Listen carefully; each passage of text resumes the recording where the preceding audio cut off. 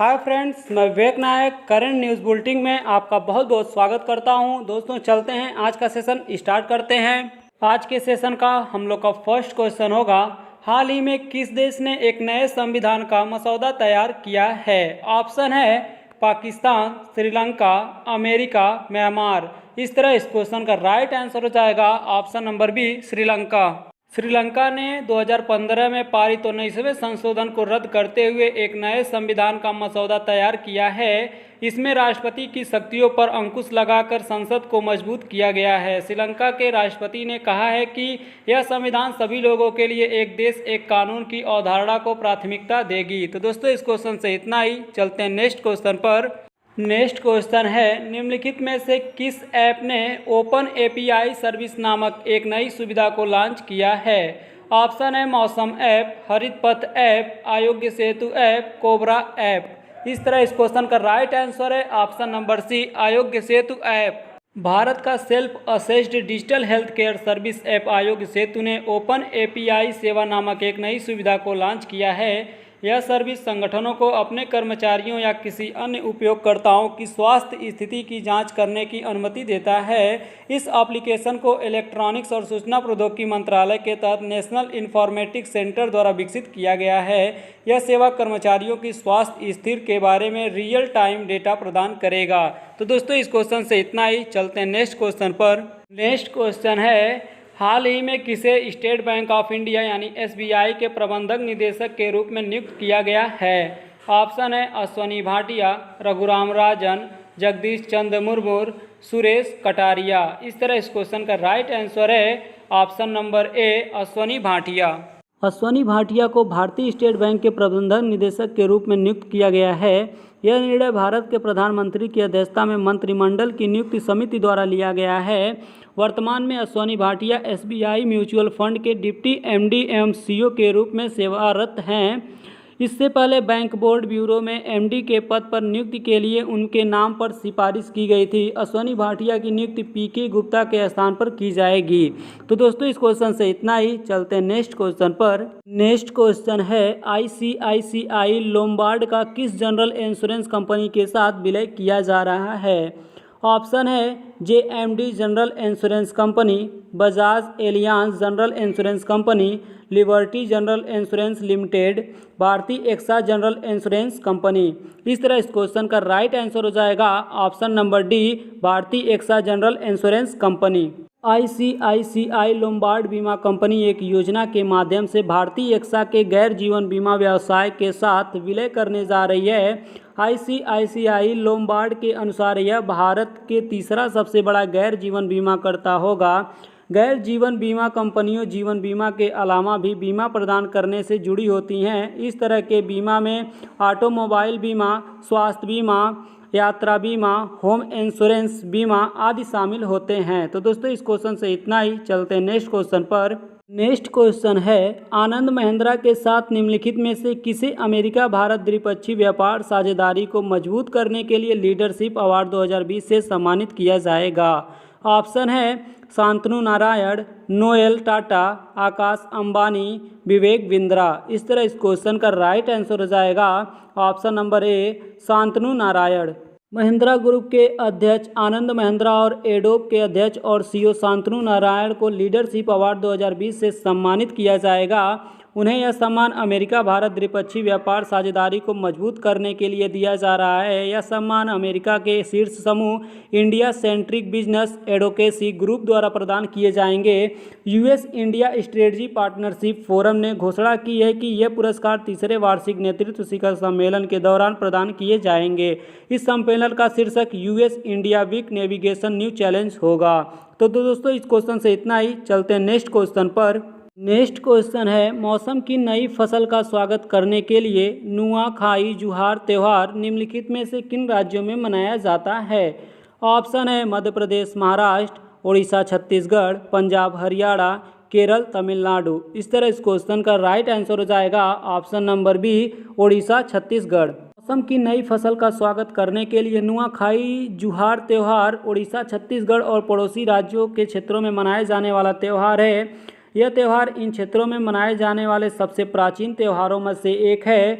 नुआखाई जुहार एक कृषि त्यौहार है जिसे नुआखाई पर्व या नुकाही भेंटघाट भी कहा जाता है। इस पर्व में ओडिशा के संबलपुर जिले में किसान पद्धति या देवी समलेश्वरी माता को अपनी भूमि के पहली उपज चढ़ाते हैं। इसके अलावा स्थानीय लोग इन दिन अपने अपने जिलों में कई सांस्कृतिक कार्यक्रमों जैसे लोकगीतों और नृत्यों का आयोजन करते हैं। तो दोस्तों इस क्वेश्चन से इतना ही। चलते हैं नेक्स्ट क्वेश्चन पर। नेक्स्ट क्वेश्चन होगा निम्नलिखित कथनों पर विचार कीजिए। कथन फर्स्ट है वायु राशि के क्षेत्र में हमेशा निम्न वायुदाब बना रहता है। कथन सेकेंड है उष्ण वायु राशि का तापमान प्रवाहित क्षेत्र के तापमान से अधिक होता है। उपयुक्त में से कौन सा या से कथन सही है या है? कूट है केवल एक, केवल दो, एक और दो दोनों, न तो एक न ही दो। इस तरह इस क्वेश्चन का राइट आंसर हो जाएगा ऑप्शन नंबर बी, केवल दो।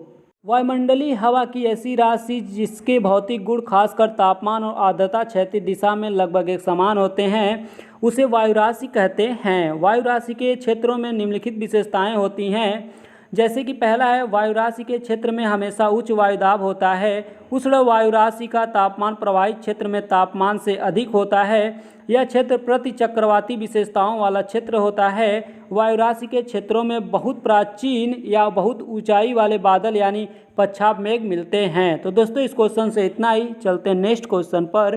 नेक्स्ट क्वेश्चन है यदि संघनन की क्रिया निम्न वायुमंडल में यानी धरातल के नज़दीक होती हैं तो निम्नलिखित में से कौन सी स्थिति बनती है? ऑप्शन है ओस, कुहरा, पाला, मेघ। इस तरह इस क्वेश्चन का राइट आंसर हो जाएगा ऑप्शन नंबर बी, कुहरा। यदि संघनन की क्रिया निम्न वायुमंडल में यानी धरातल के नज़दीक होती हैं तो कुहरे का निर्माण होता है। जब जलवाष्प संघनित होकर धरातल या उसके नज़दीक मौजूद वस्तुओं और वनस्पतियों इत्यादि पर जल की छोटी छोटी बूंदों के रूप में जमा हो जाती है तो इसे ओस कहते हैं।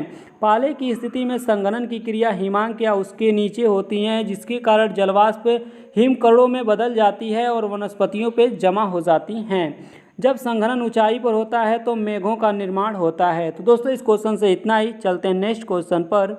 नेक्स्ट क्वेश्चन है निम्नलिखित कथनों पर विचार कीजिए। कथन फर्स्ट है उष्णकटिबंधीय चक्रवातों की उत्पत्ति 8 डिग्री से 15 डिग्री उत्तरी अक्षांशों के बीच महासागरों पर होती है। कथन सेकेंड है इन चक्रवातों को हिंद महासागर में हरिकेन और अटलांटिक महासागर में चक्रवात कहा जाता है। तो उपयुक्त में से कौन सा या से कथन सही है या है? कूट है केवल एक, केवल दो, एक और दो दोनों, न तो एक न ही दो। इस तरह इस क्वेश्चन का राइट आंसर है ऑप्शन नंबर ए, केवल एक। उष्णकटिबंधीय चक्रवातों की उत्पत्ति 8 डिग्री से 15 डिग्री उत्तरी अक्षांशों के बीच महासागरों पर होती है। यह चक्रवात विध्वंस होते हैं और तटीय क्षेत्रों को अत्यधिक नुकसान पहुंचाते हैं। इन चक्रवातों को हिंद महासागर में चक्रवात, अटलांटिक महासागर में हरिकेन, पश्चिमी प्रशांत महासागर और दक्षिणी चीन सागर में टाइफून और पश्चिमी ऑस्ट्रेलिया में बिली के नाम से जाना जाता है। उष्णकटिबंधीय चक्रवातों के केंद्र में वायुदाब निम्न होती है। तो दोस्तों इस क्वेश्चन से इतना ही। चलते हैं नेक्स्ट क्वेश्चन पर। नेक्स्ट क्वेश्चन है निम्नलिखित में से कौन सी मिट्टी क्षेत्रीय मृदा का उदाहरण नहीं है? ऑप्शन है प्रेयरी मिट्टी, लैटराइट मिट्टी, चेरनोजेम मिट्टी, लोएस मिट्टी। इस तरह इस क्वेश्चन का राइट आंसर हो जाएगा ऑप्शन नंबर डी, लोएस मिट्टी। क्षेत्रीय मृदा के अंतर्गत पूरी तरह से विकसित और प्रौढ़ मिट्टी आती हैं जिनका निर्माण लंबे समय तक स्थान विशेष की वनस्पति और जलवायु के बीच पारस्परिक क्रियाओं से हुआ है। प्रेयरी, लेटराइट और चेरनोजेम क्षेत्रीय मृदा के उदाहरण हैं जबकि लोएस मृदा अक्षेत्रीय मृदा के अंतर्गत शामिल की जाती है। अक्षेत्रीय मृदा की संरचना के में मृदा स्तरों का पूरी तरह से विकास नहीं होता है। तो दोस्तों इस क्वेश्चन से इतना ही। चलते हैं नेक्स्ट क्वेश्चन पर। नेक्स्ट क्वेश्चन है निम्नलिखित कथनों पर विचार कीजिए। कथन फर्स्ट है चीन तुल्य जलवायु दोनों गोलार्धों में 25 डिग्री से 45 डिग्री के बीच महाद्वीपों के पूर्वी भागों में पाई जाती है। कथन सेकेंड है भूमध्य सागरीय जलवायु प्रदेश का विस्तार भूमध्य रेखा के दोनों ओर 30 डिग्री से 45 डिग्री अक्षांशों के बीच महाद्वीपों के पश्चिमी भाग में है। उपयुक्त में से कौन सा या से कथन सही है या है? कूट है केवल एक, केवल दो, एक और दो दोनों, न तो एक न ही दो। इस तरह इस क्वेश्चन का राइट आंसर हो जाएगा ऑप्शन नंबर सी, एक और दो दोनों। चीन तुल्य जलवायु दोनों गोलार्धों में 25 डिग्री से 45 डिग्री के बीच महाद्वीपों के पूर्वी भागों में पाई जाती है।